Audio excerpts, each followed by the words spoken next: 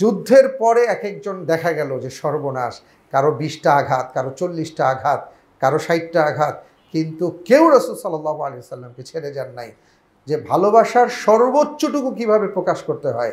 গত সপ্তাহে আমি আলোচনা বলছিলাম, আপনাদের নিশ্চয়ই মনে আছে ইয়েতে, যে সুমাইয়া রাদিয়াল্লাহু তাআলা আনহার কথা বলেছিলাম, যে সেই যুদ্ধে তিনি তার সবাইকে হারিয়েছেন, তার সন্তান হারিয়েছেন, স্বামী হারিয়েছেন, বাবাকে হারিয়েছেন, কিন্তু তিনি সব ক্ষেত্রে বলছেন যে ইন্না লিল্লাহি ওয়া ইন্না ইলাইহি রাজিউন, আল্লাহ তাদেরকে জান্নাত দান করুক, কিন্তু আমাকে বলো যে আমার নবী সাল্লাল্লাহু আলাইহি সাল্লাম কেমন আছেন। যখন তিনি জানতে পেরেছেন আল্লাহর নবী জীবিত আছেন, তখন তিনি শুকরিয়া আদায় করেছেন, তিনি তখন শান্ত হয়েছেন। আর আমাদের যুগের ভালোবাসা 12 রবিউল আউয়ালের পরে আর খুঁজে পাওয়া যায় না, 11ই রবিউল আউয়ালের আগেও আর খুঁজে পাওয়া যায় না। ওই একদিনই আমরা ভালোবাসা প্রদর্শন করি, আর বাকি আমরা যারা আছি সেটাও সেই ভালোবাসার নমুনাটা আমরা পেশ করতে পারি না। আমরা নানা জায়গায় মানি, নানা জায়গায় মানি না, ওইখানে মানি না, ভাল লাগে না, এখানে মানি, হ্যাঁ আমার সাথে মিলতেছে। ইসলাম এটা চলবে না, সুন্নাহ এটা চলবে না। আল্লাহর নবী সাল্লাল্লাহু আলাইহি ওয়াসাল্লাম যে ডায়াস দিয়েছেন, সেই ডায়াসে আপনাকে প্রবেশ করতে হবে, আপনার পকেটের মধ্যে রাখলে হবে না। আপনি যদি মনে করেন ইসলাম আমার ব্যক্তিগত সম্পদ, রাসূলের প্রতি ভালোবাসা ব্যক্তিগত সম্পদ, আপনি ভুল করছি। বরং সাহাবাই কেরামের যে ভালোবাসার প্রদর্শন, সেই ভালোবাসার মতন আমাদের ভালোবাসার চেষ্টাটা করতে হবে ভাই। রাসূল সাল্লাল্লাহু আলাইহি ওয়াসাল্লাম, তাঁর প্রতি আমাদের ভালোবাসা কিভাবে প্রকাশ করা উচিত, এবং বর্তমানে যে সব দুর্ভিক্ষের সাথে ভালোবাসার দুর্ভিক্ষ চলছে সর্বক্ষেত্রে, এই প্রসঙ্গ এবং রাসূলের যুগে সাহাবায়ে কেরাম আজমাইন বা তাবেঈন, তাবেঈন, আইম্মায়ে সালেহিন, সালফে সালেহিন, তাদের সময়ে তারা কিভাবে ভালোবাসা প্রদর্শন করেছেন, এটা নিয়ে কিছু আলোচনা আজকে আমরা শুনব, বা আমাদের এই হালাকাতে আমরা পর্যালোচনা করব, যাতে করে আমরা উপকৃত হতে পারি। আমরা যাকে ভালোবাসার মানদণ্ড মনে করি বা ভালোবাসার চৌহদ্দি মনে করি, আসলে এগুলো ভালোবাসা নয়, এগুলো প্রহসন, প্রতারণা। এবং প্রতিনিয়ত আমরা ভালোবাসার নামে রাসূল সাল্লাল্লাহু আলাইহি ওয়াসাল্লামকে অসম্মান করছি। আল্লাহ আমাদেরকে ক্ষমা করুন। কারণ হলো, সেকালের ভালোবাসা, সাহাবায়ে কেরাম আজমাইনদের সময়ের ভালোবাসাকে যদি আমরা মূল্যায়ন করি, আর সেটার সাথে আমাদের ভালোবাসাটাকে যদি কোনো সমান্তরাল সীমারেখায় অথবা কোনো নিক্তিতে যদি পরিমাপ করবার চেষ্টা করি, তাহলে দেখব যে আমাদেরকে আমরা খুঁজে পাচ্ছি না। অথচ আমরা সবাই মনে করি, আমরা দাবি করি যে আমরাই সঠিক পথে আছি এবং আমাদেরকেই আল্লাহ রাসূল সাল্লাল্লাহু আলাইহি ওয়াসাল্লাম সুপারিশ করবেন। এবং আমরা যার যার মতে কুল্লু হিজবিন বিমা লাদাইহিম ফারিহুন, আমরা সবাই এক একটা দল গঠন করেছি, এবং প্রত্যেকটা দল গঠন করে আমরা নিজেরা খুব আনন্দিত, উচ্ছ্বসিত, আমরা মনে করছি আমরাই সফল। কিন্তু আসলে আমরা কতটা সফল? তো নিজেদের রাসূল সাল্লাল্লাহু আলাইহি ওয়াসাল্লামের প্রতি ভালোবাসাটাকে যদি পরিমাপ করতে হয়, তাহলে আমাদের ভালোবাসাটাকে সাহাবায়ে কেরাম আজমাইনদের ভালোবাসার সাথে মেলাতে হবে, যে কতটুকু আমরা কাছাকাছি যেতে পেরেছি। পরিমাপের তো প্রশ্নই আসে না, এবং সেই ভালোবাসার তুলনারও প্রশ্ন আসে না, কারণ এটা করতে পারবো না আমরা। কতটুকু কাছাকাছি যেতে পেরেছি আমরা এটা নিয়ে কথা বলতে পারি। কারণ আব্দুল কাদের জিলানী রাহিমাহুল্লাহ, ওনাকে যখন বলা হয়েছিল যে আপনি তো অনেক কিছু জানেন, আপনি অনেক কিছু বলেন, এবং আল্লাহ রাব্বুল আলামিন আপনাকে অনেক কিছু দান করেছেন, তো সেই আলোকে আপনার মর্যাদা নিশ্চয়ই অনেক বড়। তো তারা বড় মর্যাদা করতে গিয়ে, যেমন আমাদের দেশে যেটা হয়ে থাকে, যে পীর সাহেবকে সম্মান দিতে গিয়ে এমন পর্যায়ে নিয়ে যায়, পরে তারই একসময় রবের জায়গায় তাকে বসিয়ে দেয়, নাউযুবিল্লাহি মিন যালিক। অর্থাৎ আমাদের দেশে দেখবেন যে পীরের নামে যে অন্ধ যারা আছেন, পীর তো অন্ধবধির থাকেই, তার মুরিদরাও অন্ধবধির থাকে, কারণ পীর যা বলে তারা এটা কোনো দিকে আর তত্ত্ব তালাশ করে না। বাংলাদেশে একজন বিশাল প্যাট মোটা পীর ছিলেন, দেওয়ানবাগী। তো উনি এমন উদ্ভট আজগুবি কথা বলতেন ওনার মুরিদদের সামনে, ওনার মুরিদরা সুবহানাল্লাহ বলতো। কি আশ্চর্যের ব্যাপার! উনি বলছেন যে তোমরা ওইখানে গিয়ে আল্লাহ রব্বুল আলমিনের সাথে পাশে আরেকটা সিংহাসন পাবা, ওই সিংহাসনে তোমরা আমাকেই দেখতে পাবা। নাউযুবিল্লাহি মিন যালিক। তো ওনার মুরিদরা সুবহানাল্লাহ বলে। উনি আবার এটা বললেন যে আল্লাহ তাআলা ওনাকে ফাতিমা রাদিয়াল্লাহু তাআলা আনহার কথা বলে সে বোঝাতে চাচ্ছে যে ওনার সাথে বৈবাহিক সম্পর্ক হয়েছে। নাউযুবিল্লাহি মিন যালিক। আপনি চিন্তা করে দেখেন যে সে কি বলল, কত ভয়াবহ কথা বলছে, কিন্তু তার মুরিদ এটা মেনে নিচ্ছে, কতটা অন্ধ। তো আমি যেটা বলছিলাম যে ভালোবাসার জায়গায় আমরা কি করছি, কিন্তু সাহাবায়ে কেরাম আজমাইনদের ভালোবাসাটা কেমন ছিল, যেটা আমরা গত কয়েক সপ্তাহ ধরেই কিন্তু আলোচনা করে যাচ্ছি। তা আজকে আমি জাস্ট এতটুকু বলবো, যেহেতু হাতে সময় নেই আর ভাই মূল আলোচনাটা করেছেন, যে দেখেন সাহাবায়ে কেরাম আজমাইনদের ভালোবাসাটা ভালোবাসার জায়গায় এমনভাবে তারা প্রতিষ্ঠা করেছেন যে তাদের যেখানে যেই ভূমিকা পালন করা দরকার সেটাই সেই ভূমিকা তারা পালন করেছেন, এবং এটাই ছিল আসল ভালোবাসা। আপনি একজন আদর্শ বাবা, আপনি আদর্শ বাবা, শুধু বাবা নন। শুধু বাবা বললে অনেক ধরনের কথা আসে। আপনি একজন আদর্শিক বাবা। আপনি কি করবেন? আপনার সন্তানকে যেখানে আদর করবার দরকার সেখানে আপনি আদর করবেন। আপনার সন্তানকে যেখানে শাসন করা দরকার সেখানে শাসন করবেন। আপনার সন্তানকে যখন যেখানে উঠিয়ে দেওয়া দরকার সেটা করবেন। আপনার সন্তানকে যেখানে বসানো দরকার সেটা করবেন। কারণ কি? কারণ আপনি আপনার সন্তানকে প্রচণ্ড ভালোবাসেন, ওর কল্যাণ কামনা করেন, ওর সর্বক্ষেত্রে আপনি একজন আদর্শিক কল্যাণকামী। এই কারণে ওর যেখানে যা যা দরকার আপনি তাই করছেন, এবং এই ক্ষেত্রে কোনো প্রশ্ন তোলার অবকাশ নাই যে আপনি আপনার সন্তানের প্রতি কঠোরতা অবলম্বন করছেন অথবা ভালোবাসেন না, যদি আপনি আদর্শিক হয়ে থাকেন। মনে করুন আপনার সন্তান একটা কাজ করেছে, আপনি সেখানে আবেগ দেখান নাই, যদি শাসনের দরকার হয় আপনি সেখানে আবেগটাকে রেখে দিয়ে শাসনটাকে সামনে নিয়ে আসছেন, কারণ আপনি ওর কল্যাণকামী। আবার ও একটা ভালো কাজ করেছে, সেখানে আপনি আপনার কলিজা উজাড় করে দিয়ে ওকে বুকে জড়িয়ে ধরেছেন, এটাও আদর ছিল। শাসনটাও কিন্তু আদর ছিল, কিন্তু সেই ভাষাটা একটু ভিন্ন ছিল। আমি এই কথাটা এই জন্য বলছি যে সাহাবায়ে কেরাম আজমাইনদের ভালোবাসার সর্বোচ্চ বিষয়টা কি, যে আবু বকর রাদিয়াল্লাহু তাআলা আনহুর কথাই যদি আমি বলি, যার ব্যাপারে রাসূল সাল্লাল্লাহু আলাইহি ওয়াসাল্লাম এইভাবে সার্টিফাইড করেছেন যে সকল মানুষের আমলনামা এক পাল্লায় রাখা হলে আর আবু বকর রাদিয়াল্লাহু আনহুর আমলনামা এক পাল্লায় রাখা হলে আমার আবু বকরের আমলের পাল্লাটাই ভারী হবে।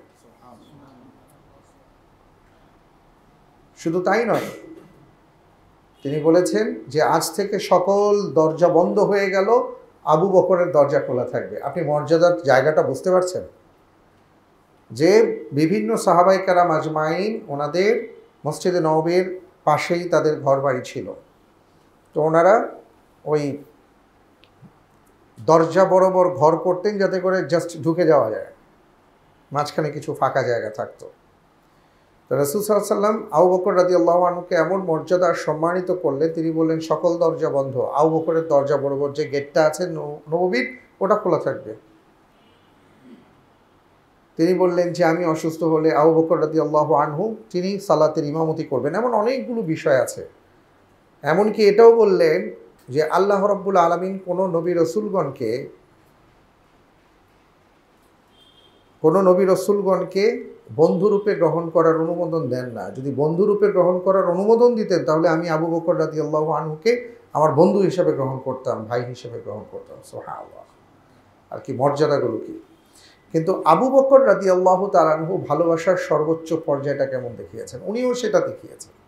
ওনার জীবনের সব কিছু আল্লাহ রাসূল সাল্লাল্লাহু আলাইহি ওয়াসাল্লামের জন্য উৎসর্গ করেছেন, কিন্তু অন্ধ হয়ে যান নাই। যখন রাসূল সাল্লাল্লাহু আলাইহি ওয়াসাল্লামের ইন্তেকাল হয়ে গেল, এমনকি ওমর রাদিয়াল্লাহু তাআলা আনহু উপলব্ধি করতে পারছিলেন না, ওনার মাথা কাজ করছিল না।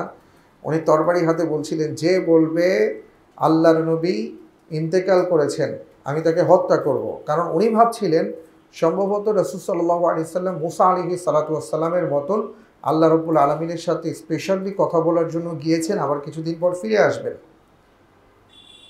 ওই মুহূর্তে কেউ যখন কোনো কথা বলতে পারছিল না, কি চমৎকারভাবে উনি ওনার ভালোবাসার নিরিখেই রাসূল সাল্লাল্লাহু আলাইহি সাল্লামের প্রতি কেউ যেন এমন পূজারি না হয়ে যায়, যেটা রাসূল সাল্লাল্লাহু আলাইহি সাল্লাম বারবার হাদিসের মধ্যে নিষেধ করেছেন, খবরদার অন্যান্য নবী রাসূলগণ তাদের জাতি যেভাবে তাদেরকে লজ্জিত করেছে, তোমরা কিন্তু আমাকে লজ্জায় ফেলে দিও না, আমার মৃত্যুর পর তোমরা আমার কবরকে সেজদা দিও না, আমাকে এটা করো না। নানাভাবে উনি সতর্ক করেছেন। তো ওই আলোকে ভালোবাসার এখানে আরেকটা পর্যায়ে তিনি প্রকাশ করেছেন। তিনি বললেন, ওমর আপনি কি বলেন, আপনি কি পড়েন নাই, ওমা মুহাম্মাদুন ইল্লা রাসূল কদ খালাত মিন ক্বাবলিহির রাসূল আফা ইন মাতা আও কুতিলা ইনকালাবতুম আলা আকাবিকুম ওয়া মান ইয়ানকালিব আলা আকিবাইহি ফালান ইয়াদুরুল্লাহা শাইআ। আপনি কি আয়াত পড়েন নাই? ওমর রাদিয়াল্লাহু তাআলা আনহুর সাথে সাথে ওনার হাত থেকে তরবারিটা ছেড়ে দিলেন। উনি বললেন, উনি নিজে বলতেছেন যে আমার কাছে মনে হলো যে এই আয়াত বুঝি এখন নাজিল হলো, যেখানে আল্লাহ তাআলা বলেছেন যে মুহাম্মদ সাল্লাল্লাহু আলাইহি ওয়াসাল্লাম একজন রাসূল, ওনাকে একটা দায়িত্ব দিয়ে পাঠানো হয়েছে।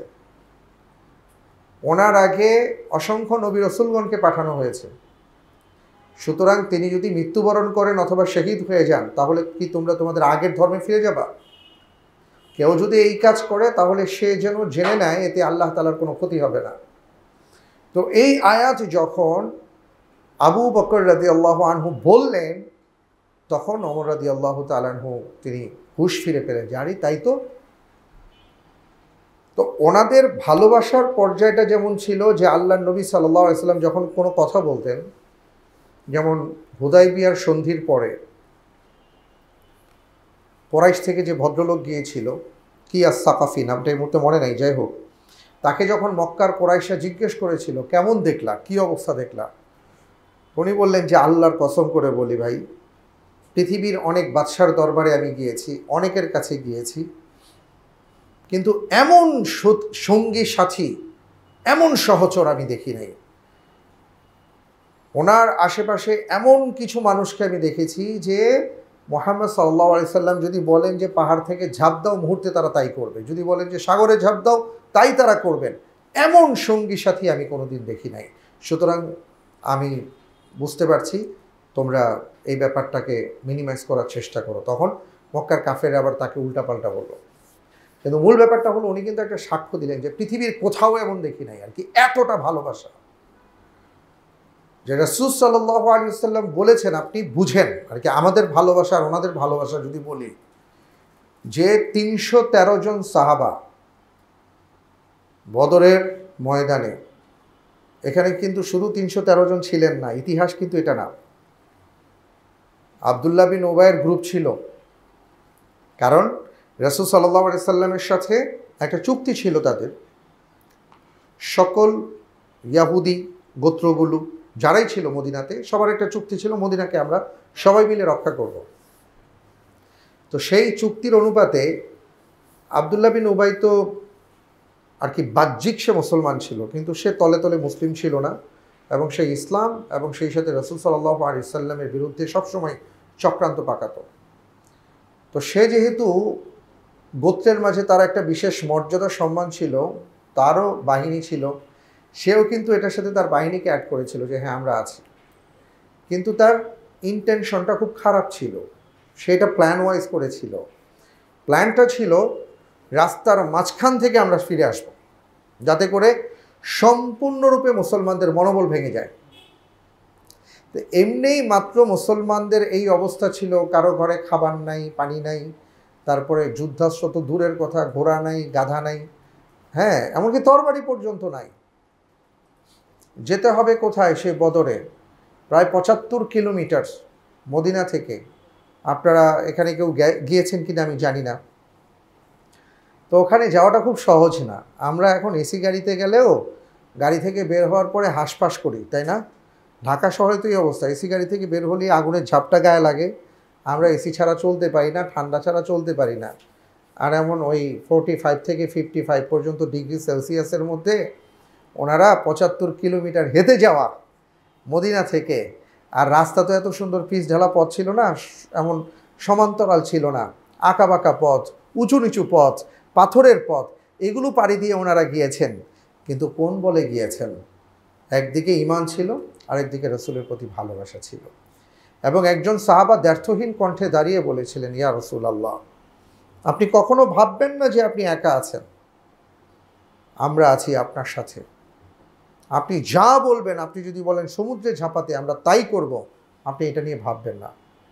তো সেই ৩১৩ জন সাহাবা সহকারে মদিনা থেকে আব্দুল্লাহ বিন উবাই যখন বের হলো তার বাহিনী সহকারে একসাথে, মাঝপথ থেকে কিছু দূর যাওয়ার পরে সে যখন বলল যে না, আমার মনে হচ্ছে এই যুদ্ধে আমরা জয়লাভ করব না, আমরা ফিরে যাই। তো সে খুব ভালো করে জানে যে রাসূল সাল্লাল্লাহু আলাইহি ওয়াসাল্লাম এই কথা শুনবেন না। তো আল্লাহর নবী তাই বললেন যে না, এটা কি করে সম্ভব? তখন সে বলল, তাহলে আমি মানুষের, আমার এই গোত্রের যারা আছে তাদের জীবনের ঝুঁকিটা তো আমি নিতে পারি না, তাহলে আমরা ফেরত যাব। প্ল্যানটা হলো যাতে করে তাদের মানসিকতাটা ভেঙে যায়, তাদের মন খারাপ যে হয় নাই ব্যাপারটা তা না, তাদের যে খারাপ লাগেনি বিষয়টা এমন না। কিন্তু সব কিছু ছাপিয়ে যেটা তারা প্রকাশ করেছেন ওই আয়াতের ভিত্তিতে, কুল ইন কানা আবাউকুম ওয়া আবনাউকুম ওয়া ইখওয়ানুকুম ওয়া আজওয়াজুকুম ওয়া আশিরাতুকুম, এখানে আল্লাহ রাব্বুল আলামিন একেবারে ধরে ধরে বলছেন যে তোমার বাবা, বাবার বাবা যাই বলো, তোমার সন্তান, সন্তানের সন্তান যাই বলো, তোমার ভাই ব্রাদারদের কথা বলো, আত্মীয় স্বজনদের কথা বলো, ব্যবসা বাণিজ্যের কথা বলো, ফল ফলাদির কথা বলো, বাড়ি গাড়ির কথা বলো, যা বলো, পৃথিবীতে তোমার যত ধরনের সম্পদ আছে, ভালোবাসার বস্তু আছে, মায়া লাগার জিনিস আছে, সব কিছুকে উপেক্ষা করে তিনটা বিষয়কে প্রাধান্য দিতে হবে, আল্লাহকে, রাসূল সাল্লাল্লাহু আলাইহি সাল্লামকে এবং জিহাদকে। যদি সেটা না করো তাহলে অপেক্ষায় থাকো, ধ্বংস অনিবার্য। আর যদি সেটা করতে পারো তাহলে সফলতা অনিবার্য। সাহাবায়ে কেরাম আজমাইন ওই আয়াতকে সামনে রেখে তারা এমন করেছেন, ওই ৩১৩ জন সাহাবাই মনোবল না ভেঙে তারা এগিয়ে গিয়েছেন ৭৫ কিলোমিটার সামনে এসে তারা লড়াইয়ের ময়দানে আসছেন এবং আল্লাহ তাআলা তাদেরকে জয়ী করেছেন। ভালোবাসা। উহুদের ময়দানে রাসূল সাল্লাল্লাহু আলাইহি ওয়াসাল্লামকে আঘাত করার পরে যখন মক্কার কাফেররা বলল কদ মাতা কদ কুতিলা মুহাম্মদ, ওই মুহূর্তে ওমর বিন খাত্তাব রাদিয়াল্লাহু তাআলা আনহু জাস্ট বুঝতে পারছেন আল্লাহর নবী বেঁচে আছেন, চিৎকার করে বললেন, মা মাতা মুহাম্মাদুন ওয়া হাইয়ুন ইনদানা, উনি জীবিত আছেন, আমাদের মাঝেই আছেন। বাজ পাখির মতন চারপাশে রাসূল সাল্লাল্লাহু আলাইহি ওয়াসাল্লামের সামনে ১২ জন সাহাবা দাঁড়িয়ে গেছেন, এক একজন সাহাবা বুক পেতে দিয়েছেন। হযরতে তালহা, আবু তালহা রাদিয়াল্লাহু তাআলা আনহুর কথা তো এইভাবেই আসছে, আল্লাহর নবী তার ব্যাপারে খুশি হয়ে এটা বলছেন যে কদ ওয়াজাবাত তালহা, তালহার জন্য জান্নাত ওয়াজিব হয়ে গেছে। সুবহানাল্লাহ। ৪১টা আঘাত এই তালহা নিজে ধারণ করে আল্লাহর নবীকে কাঁধে নিয়ে ছুটে প্রায় ১৫ তলা উপরে উঠে গেছে। ওই জায়গাতে আমি গিয়েছিলাম, এখন আটকে দিয়েছে, যে পাহাড়ের সাইড দিয়ে, তাও বেশ দূরে। এটা হলো, আমি বলি, জাবালে রোমা আছে, জাবালের রোমার ঠিক উল্টা পাশে, একদিকে তো উহুদ, মাঝখানে তো এখন তো শহীদদের কবর, এদিকে আছে জাবালে রোমা, রোমার ঠিক উল্টো পাশে আপনি পেছনের দিকে তাকালে ওইটা এখন আর বোঝা যায় না, এলাকা হয়ে গেছে, এর পিছনে পাহাড় আছে। সেই জায়গায় তালহা রাদিয়াল্লাহু তাআলা আনহু রাসূল সাল্লাল্লাহু আলাইহি ওয়াসাল্লামকে নিয়ে গেছেন চিকিৎসা দেওয়ার জন্য। আল্লাহর রাসূল সাল্লাল্লাহু আলাইহি ওয়াসাল্লাম বলেছেন, কেউ যদি জীবন্ত শহীদকে দেখতে চায় সে যেন তালহাকে দেখে। যুদ্ধের পরে এক একজন দেখা গেল যে সর্বনাশ, কারো ২০টা আঘাত, কারো ৪০টা আঘাত, কারো ৬০টা আঘাত, কিন্তু কেউ রাসূল সাল্লাল্লাহু আলাইহি ওয়াসাল্লামকে ছেড়ে যান নাই। যে ভালোবাসার সর্বোচ্চটুকু কিভাবে প্রকাশ করতে হয়, গত সপ্তাহে আমি আলোচনা বলছিলাম, আপনাদের নিশ্চয়ই মনে আছে, ইয়েতে যে সুমাইয়া রাদিয়াল্লাহু তাআলা আনহার কথা বলেছিলাম, যে সেই যুদ্ধে তিনি তার সবাইকে হারিয়েছেন, তার সন্তান হারিয়েছেন, স্বামী হারিয়েছেন, বাবাকে হারিয়েছেন, কিন্তু তিনি সব ক্ষেত্রে বলছেন যে ইন্না লিল্লাহি ওয়া ইন্না ইলাইহি রাজিউন, আল্লাহ তাদেরকে জান্নাত দান করুক, কিন্তু আমাকে বলো যে আমার নবী সাল্লাল্লাহু আলাইহি সাল্লাম কেমন আছেন। যখন তিনি জানতে পেরেছেন আল্লাহর নবী জীবিত আছেন, তখন তিনি শুকরিয়া আদায় করেছেন, তিনি তখন শান্ত হয়েছেন। আর আমাদের যুগের ভালোবাসা ১২ই রবিউল আউয়ালের পরে আর খুঁজে পাওয়া যায় না, ১১ই রবিউল আউয়ালের আগেও আর খুঁজে পাওয়া যায় না। ওই একদিনই আমরা ভালোবাসা প্রদর্শন করি, আর বাকি আমরা যারা আছি সেটাও সেই ভালোবাসার নমুনাটা আমরা পেশ করতে পারি না। আমরা নানা জায়গায় মানি, নানা জায়গায় মানি না, ওইখানে মানি না, ভাল লাগে না, এখানে মানি, হ্যাঁ আমার সাথে মিলতেছে, ইসলাম এটা চলবে না, সুন্নাহ এটা চলবে না। আল্লাহর নবী সাল্লাল্লাহু আলাইহি ওয়াসাল্লাম যে ডায়াস দিয়েছেন, সেই ডায়াসে আপনাকে প্রবেশ করতে হবে, আপনার পকেটের মধ্যে রাখলে হবে না। আপনি যদি মনে করেন ইসলাম আমার ব্যক্তিগত সম্পদ, রাসূলের প্রতি ভালোবাসা ব্যক্তিগত সম্পদ, আমি আপনি ভুল করছি। বরং সাহাবাই কেরামের যে ভালোবাসার প্রদর্শন, সেই ভালোবাসার মতন আমাদের ভালোবাসার চেষ্টাটা করতে হবে ভাই। এবং সেই ভালোবাসা মুআমালাতের ক্ষেত্রে করতে হবে, সেই ভালোবাসার প্রকাশটা আমলের ক্ষেত্রে করতে হবে, যেটা আজকে আলোচনায় বলেছিলাম। সেই ভালোবাসার প্রকাশটা কলিজা দিয়ে করতে হবে, সেই ভালোবাসার প্রকাশটা জবান দিয়ে করতে হবে, যার যার অবস্থান থেকে। আল্লাহ তাআলা আমাদের সবাইকে সেই তৌফিক দান করুন, আমরা যেন সত্যিকার অর্থে আশিকে প্রেমিক হতে পারি, আমরা যেন সত্যিকার অর্থে আশিকে নবী হতে পারি, এমন প্রেমিক হতে পারি যে প্রেমিকের ব্যাপারে রাসূল সাল্লাল্লাহু আলাইহি ওয়াসাল্লাম আল্লাহ রাব্বুল আলামিনের কাছে বলবেন, রব্বুল আলামিন আমার এই উম্মতকে আপনি ক্ষমা করে দেন। আল্লাহুম্মা আমিন। বারাকাল্লাহু লানা ওয়া লাকুম ওয়া লিসাইরিল মুসলিমিনা মিন কুল্লি যামবিন ফাস্তাগফিরু ইন্নাহু হুয়াল গফুরুর রহিম। আসসালামু আলাইকুম ওয়া রাহমাতুল্লাহি ওয়া বারাকাতুহু।